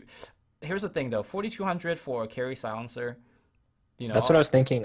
Silencers, I think one of the heroes who like what do you really build on them, right? You go like Midas and then you go Dragonlance typically. Hurricane Like Pike. Ados is luxury. Yeah, that's what I'm saying. You go like Dragonlance into Hurricane Pike. And then what do you get after the Hurricane Pike? It's usually like some utility thing. You get like Atos maybe. You buy Oh, I think you're maybe doing like it wrong. Shiva. I think traditionally the pro players when they play it, they go for like way more either armor or attack speed or Yeah, a strong like utility like AC and Hex, stuff. like AC, Shivas, or Hex. And I think all of those items just better than possibly 100% more damage against silence units because they can manta or Yeah, I think the thing that's really important is like the piercing the spell immunity. That's really good. The thing is, you want to always get a BKB against Silencer, and typically you're going to get BKB just, through the nature of who your allies are going to be. I'm assuming you have some stuns on your team and things like that. So I think it's a good like fifth, sixth pickup item. It's going to be something that I think Silencers pick up, core Silencers, I should say, in yep. most of their game. As Okay. as a later item, definitely not first, four items, 3, 4 items. Okay, I just want to talk about Skyraffer's spell lifesteal talent real fast. It seems good on paper because you're doing a lot of magic damage, but this hero has a problem of a full HP bar and is like a no mana Yeah. bar, or he just dies. Like if you get ganked by 3 heroes, your 10% spell lifesteal will not save you, even if you drop a ult on top of somebody. It might be sick in combination with your Aghanim Scepter and when you like flying out with 2 ults, but I don't know. Yeah, I think this is just a small think ahead talent where if you're able to win and pick up some of those items that make you a little bit more tanky, like if you get the Atos, if you get the Aghanim Scepter and you're able to get close to 2000 HP, it might be good. Otherwise, damage might be a little better. I mean, the 90 gold per talent alternative will help you get those items. Let me tell you. Yeah, that's true. I think the GPM talent is a lot better. Yeah, Excuse me, did I say damage? I meant to say GPM. GPM. Okay, moving down, Sven. We need to talk about Sven because apparently, since the new patch, he has the highest win rate. Oh man, everyone has figured out Sven is the best hero in the game. I've been saying this for a long time, that Sven is just insane. Burning's the only one that seems to be believing in me. He's the only one that picks Sven. Well, Um, now that's true because you get 16, 28, or 40 extra strength when activated God yeah, Strength. 40 strength is more than a Reaver, right? yeah, I think Reaver's like 32 or 33, Yeah, something in the 30 30s. or I don't know. Basically, you get a Reaver and then some. What? Yeah, so basically get 800 HP. I think it is at Yeah. level 3. And the And thing then, is, of of course, you course, get it gets, more damage, yeah, like it way gets more damage, augmented because it's a primary attribute, right? So right? it gets amplified even more. It's insane, I think. And the thing is, Sven is one of those heroes that's able to hit like level 18 very quickly because you're able to take ancient stacks and you're just constantly farming up the jungle. I think he's one of the heroes that actually benefits from the new jungle change because Sven's a hero that is that primary thing I like talking about. Sorry, I'm rambling a little bit here. He likes to fight, and then when his spells are on cooldown for that like minute, whatever, he can kind of stay in the jungle and kind of farm up everything very quickly, and then he can go back and fight again. Yeah. Well, his bonus damage got reduced a bit, but you get 40 free Yeah. strength. I think that far outweighs the percentage Yeah. because a lot of the percentage is from plus damage, right? That he used to get, like Daedalus and like some damage from Echo Saber. Well, no, you never get compound plus damage with Yeah, God that's what I'm Strength, right? saying. Yeah, yeah. Because now you're getting raw thing, stats, right? yeah. Yeah, raw stats are better than raw damage for strength for Sven. All right. Hey, Techie gets Divine, right? For free at 25. Yeah. And you get to 25 because you're playing Techies, and the game is miserable. Yeah. You also slowly kill your opponents. Like literally. It Yeah. takes like 2 hours to finish a game, right? So I mean, this might be a like an ultimate game ender, right? Like no joke. You just transition for I the good don't damage throw. nah, I don't think so. What's the other talent? I'm actually not sure what his talent All is. right. 25. 20% It cooldown. is. I think the reduct cooldown's way too good. I mean, it depends. 20%'s a It lot. depends on what you're doing, right? If you're holding your base, you need all the I mean, mons. 250 is like some Bruce Lee techies. Like you gotta be like kung fu some fools. Yeah, I mean, you can. You just get a Hurricane Pike, you get a Mjolnir, you get a free Divine through your talent, so it saves you an inventory slot as well. Bloodthorn, get in there. Maybe, maybe. All Because right. I think if you have, because you're always going to have Octarine on techies, right? And then you have the extra cooldown, so it's going to end up being like 30 something percent, I think, is how the math works out. High Right. 30s, low 40s. So yeah. Okay. All right. Moving on. We got Tiny's craggy exterior now scaling with your grow. So I think the thing about Gush is really interesting. okay, The reveal. let's The talk about it. reveal is pretty good. Because if you're like on the high ground and it's nighttime, you can actually just throw out those gushes and you can potentially reveal people hiding behind trees and things like that. It's pretty cool. I mean, Tide is one of those heroes that you're. Uh, is this better than Refresher? No, but I think Tide is one of those heroes that can he farms really fast and he can potentially go for this item, you know? Like you can go for a very late Ags on Tide, I think. It's a very useful tool in kiting people. The thing is Tide is a person who's gonna jump in, and if you don't have an Ags, you kind of don't do too much. You know, you ravage and then you anchor smash and then you refresh and you do that all again and then you don't do anything for Ever. another like 120 whatever seconds, Right. right? Whereas if you have a AoE Gush, you can kind of play around with Tide a little bit more. Yeah. It's interesting. It's interesting. It's definitely a neat buff. Okay. I was talking about the Crag exterior now makes it essentially 35% when you're level 18 instead of the 25%. Craggy is actually quite good, especially when you're up against a melee-based team. Like Tiny could style on some kits, but apart from that, nothing much to mention. So, I want to talk about Treant Protector real fast. Applies a full disarming root. That's got to Yeah, be I think worse this than a is bash, right? it's definitely worse than a bash. I think the whole point is that it was supposed to be a nerf, right? Nothing is better than a bash, I think, in Dota. So definitely a nerf. I think this is how it should have always been. I think the bash is just insane. So at least this gives you a fighting chance.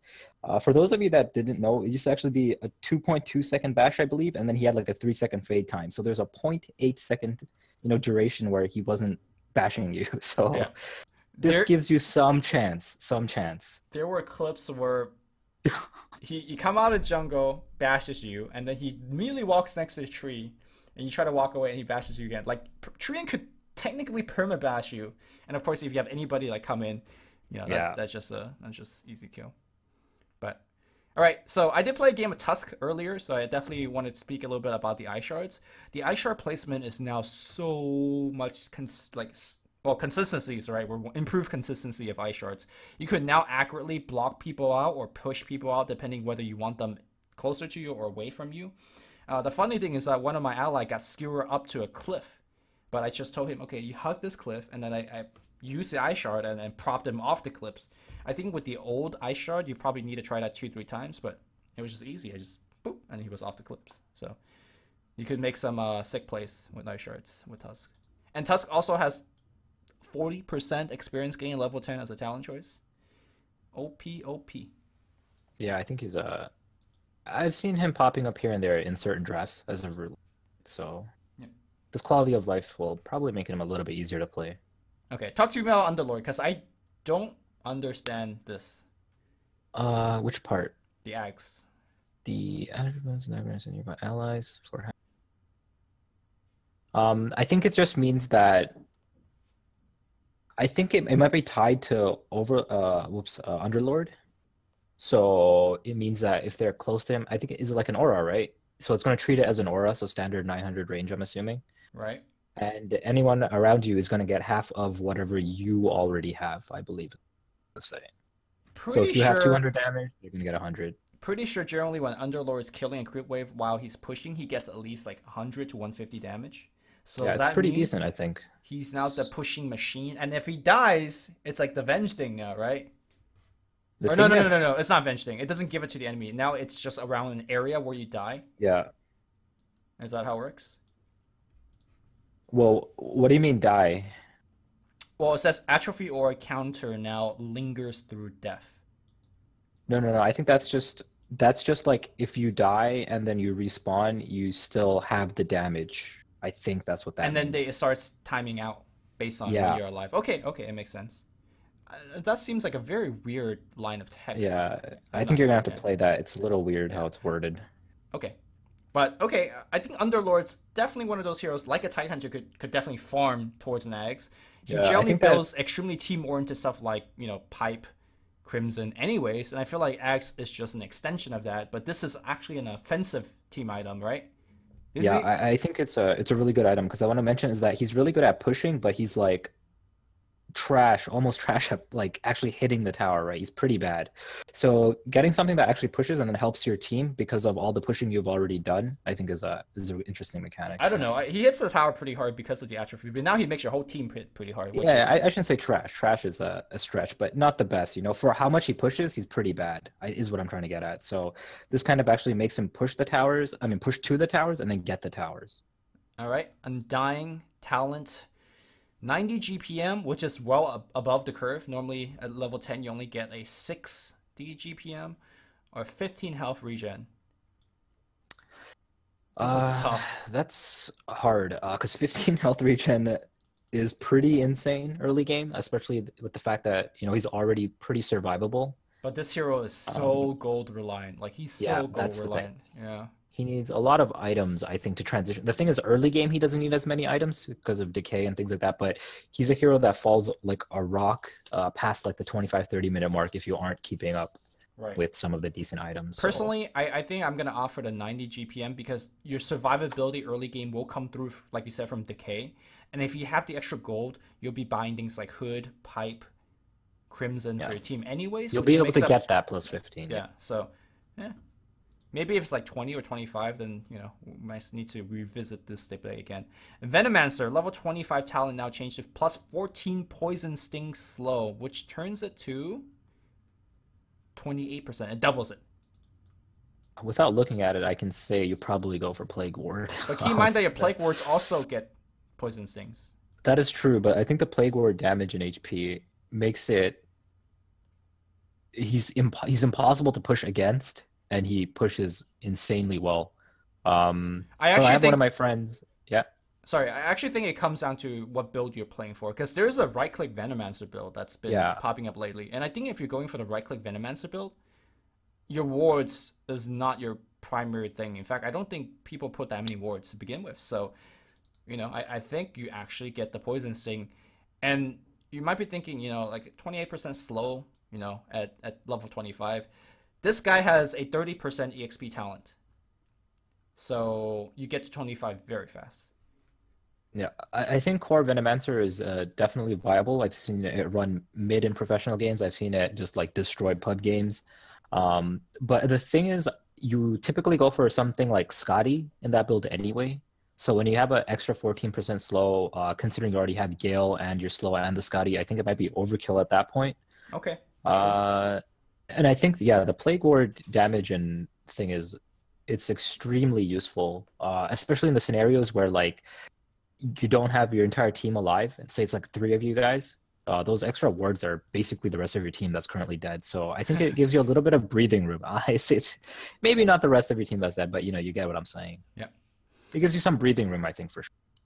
Visage, Soul Assumption, Double Strike. It's a 25 talent. It's very strong. Get it when you get there. Okay, I think this one is what everyone's memeing about. Warlock. Oh God. So, level 20 talent. When you get ganked, it actually summons a chaotic offering. Like the rock hits from the sky. Yeah, it stuns everybody. Yeah. So, I actually, like, people are joking about using Bloodstone to suicide itself to get more rocks. Here's what really will happen. In pro games, people try to isolate the Warlock and get him killed before casting the ult. So now he's like a mini TIE Hunter almost. Because one of the benefit of having a TIE Hunter on your team is that he gets to cast his ult even though he's getting chain stunned. And I feel like this is sort of similar for Warlock. Yes, Warlock is more than his ult. He's got his upheaval, he's got his Fatal Bond, but ult is a very strong counter gank tool. Yeah, this is probably one of the best talents, I think. You basically have your free ultimate. And I think was it you that was talking a little bit earlier who said after Warlock drops his ulti, you just ignore him for the fight. You have to try your best to actually not kill him. Otherwise, he's gonna get another stun on your entire team. So Right. I this is mean, probably he'll still cast upheaval, which is kind of annoying. So yeah, that's the thing. He puts you between a rock and a hard place, right? You yeah. gotta have a happy medium there between when you kill him. Like you can potentially kill him in the middle of a fight if it's only like one hero, that's on top of him Here's the or thing, something like like that. Warlock is just one of the best support heroes in the patch currently. Yeah, I think this is I don't. This is such a strong buff. yeah, this has to be like a level 25 talent. Yeah, I think so too. Yeah, swap it around or something. Like the other choice is at 20 is like plus 350 health. You almost want Yeah. to die. Like so Yeah, I don't think you ever take the health over this, like ever. yeah. Maybe if you're playing a core warlock, but I don't know. That's when you go for the Bloodstone build, man. What are you talking about? My question is, if you have Ags, do you summon double golems on death? I don't think so. I would highly doubt you do. Okay. All right. Let's not spend more time. The level 20 talent of Wyvern, not worth it. Take the 120 GPM. I am a Wyvern player, heart to heart, and yeah, this is okay. Sorry, I skipped Wind Ranger. Wind Ranger does have a couple of Yeah, I cool was gonna talents. say she has some pretty interesting talents there. Windrun now grants invisibility and physical damage invulnerability. You are out if you want that. Yeah, it's basically a slightly extended like Shukuchi, you can think of it that way. Right. It lasts a little bit longer, has a slightly longer cooldown. I think the attack range is also pretty interesting. It makes her. The thing is, we don't really see core windrunners anymore. I think she's a little bit too slow tempo early game. Yep. I But if you're sorry. able to get the levels, it's pretty interesting I mean talents here. the Windrun actually lets you like man fight pretty. I mean, it used to let you man fight pretty hard as well, but now it just makes it more difficult for your enemy support to suddenly start buying wards or sentries, especially in a game where like they didn't have to get sentry to begin with. So I think you could debate some people. But I'm actually more Yeah, interested in the other half of the talent tree, the plus 20, 120 power shot damage, as well as the 30% CDR. If you play more of a semi-support, like utility Windrunner that's getting like 4 staffs and mech, like kind of how the traditional way of Windrunner was played back in the day, like this could be an interesting spin as well. But I think that's very uncommon nowadays. yeah. I saw a pretty memey a clip of I think it was Weeha playing like Power Shot Windrunner with Octarine, and he just kept like Robin Hooding Yeah, people. yeah. But yeah, I think both have merits. She is one of the I think support heroes that tends to get decently leveled if you do play her as like a position four. She has decent farming potential, and she can kind of just go off into side lanes and get EXP and gold for herself. Right. Okay. To mention which Doctor Ags now additionally applies True Strike. Very important against these core heroes that are getting so much evasion at the late game, which sometimes you just plop it on a PA. PA ignores your ward and then kills you. But now they have True Strike. I think this is very strong Yeah, actually, because a lot of talents also give you evasion, so true, those talents are not going to be as useful on those core heroes. true, true. Also, Witch Doctor can hit you from a mile away with his level 25 talent that adds like more attack range to Death Ward. Yeah, We were fountain diving once. We got pushed out of the fountain. We are out at the tier 3s. And we were still getting hit by the Death Ward bounces. It was, what is it happening? was basically a very fast Lich Chain Frost just following us. Yeah. Okay, Wraith King Reincarnation now casts a Wraith Fire Blast as a talent choice. I think that's you definitely get this if you are not playing against a diffusal carrier or invoker. Those are like the only two scenarios. Right. And the thing is, yeah, typically you pick Wraith King as like the fifth pick. I think the very few times I've seen him, he's like fifth pick. So you can probably get away with this if the opposing, team doesn't have any way to deal with you. But chances are you're probably going to have to go with the other one. They're going to figure out some way to burn your mana. So I haven't played with Wraith King. So does a Hellfire Blast fire off as you respawn or when you die? Because that's I very believe different. it's when you die. Right, because the difference is if you fire off as you respawn, you could actually use a stun to actually start right-clicking people.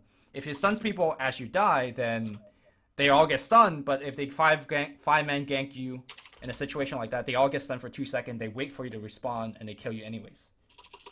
So I can actually see some situation where sometimes a slow might be actually better, but I think those situations are perhaps few and far in between.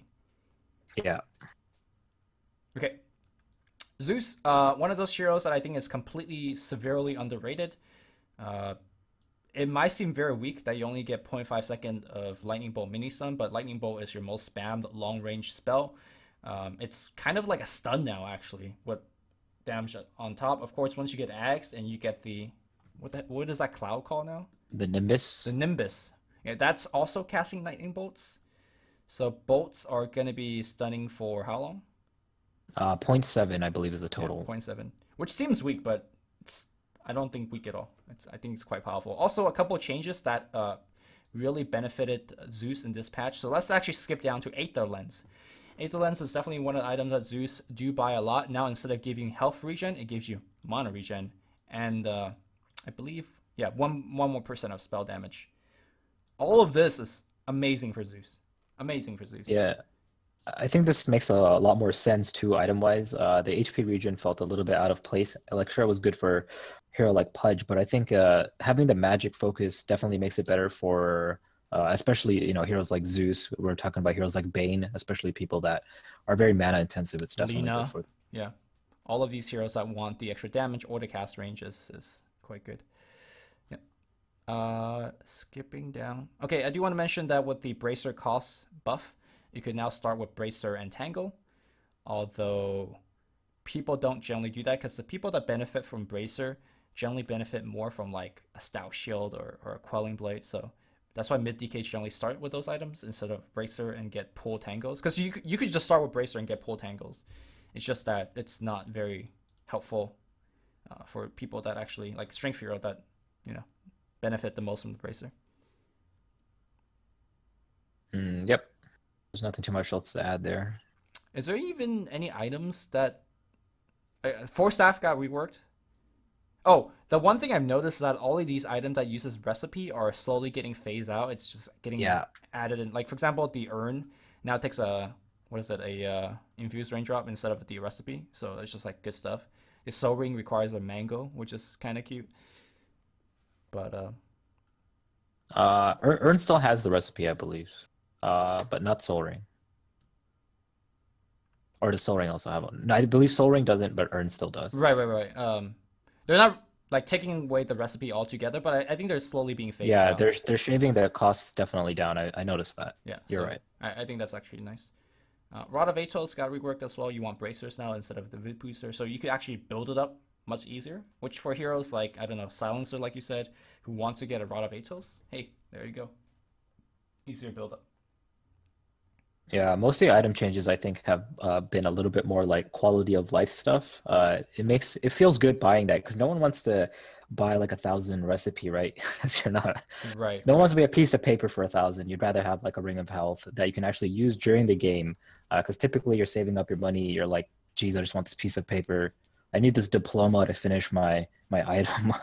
And instead, you can have an item that you can actually use throughout the game or through the early portion of the game, and then that'll transition into a mid-game item or something. right. So I think we already touched on perhaps the strongest item buff this patch, which is Heaven's Halberd. Now you actually have a real reason to get it, and I will see starting. I think more Strength Hero might be considering it. And keep in mind that SNY could be a very strong mid-game item that could be disassembled into Heaven's Halberd and Manta Style in the late game. Now that's actually a real choice, a real possibility. Also, nerf to Solar Crest, or change rather to Solar Crest. Let's talk about that. It still does the whole armor reduction thing when you cast it on enemy, but it is nerf. And now, when you cast on enemy, it's instead of a 25% miss chance, it's a 25% true strike chance on attackers. Yeah, I think this was partly because Heaven's Halberd got buffed. I want to talk about these two items together, so I'm glad that you're actually talking about them. Because if you have the Heaven's Halberd, I think you need something to counteract that. It's also, I think Solar Crest itself was just too powerful before with the whole mischance thing. Yeah, you just put it on cores and they Um, just like hit your yeah, buildings, and it was like pretty dumb. I think it's a good nerf. It's definitely a nerf of some kind, I think. That was the goal. Okay, yeah, I like the patch. Overall, it's a change. How are we doing in time? 1 hour and 43 minutes. So I was my estimate was wrong by 43 minutes, but I actually think this is one of my shortest patch log analysis ever. So I think we did great. Pat ourselves on the back, Restocker. Thank you for having Yeah. you with me. Any kind of final thing that you want to like spend maybe two minutes talk about that we didn't really get Um, to, or I think it's just overall as a whole, I think the patch was pretty good. It was a lot of like quality of life stuff. I think the change to the jungle is pretty interesting. We're going to have to play test that a little bit. Yep. And we have, a whole bunch of tournaments actually coming up over the next month or so of Dota. So it's going to be pretty interesting to see how the professional teams have the laning situation figured out for the upcoming patch. Yeah, I'm actually traveling to Shanghai tomorrow to start casting the event there. So I am looking forward to see how it's going to be played out. From my personal couple of games I played through it, I missed the shrines. Not having the shrines early, not having the base shrines. I only have 3 now instead of the 5 base, and you can't use it early on.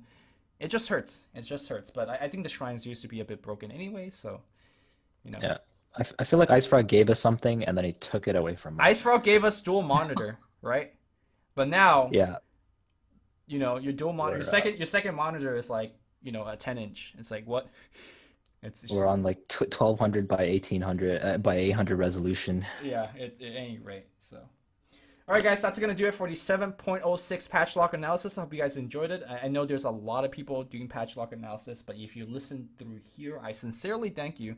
You can follow my co-host at DC Restalker, and is your YouTube channel still active, or is it? Yep.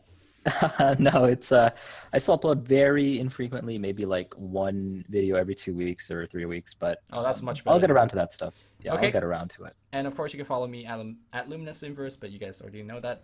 We are done for now. Thank you guys for watching, and hopefully we will see you next time. Bye, guys. Wow.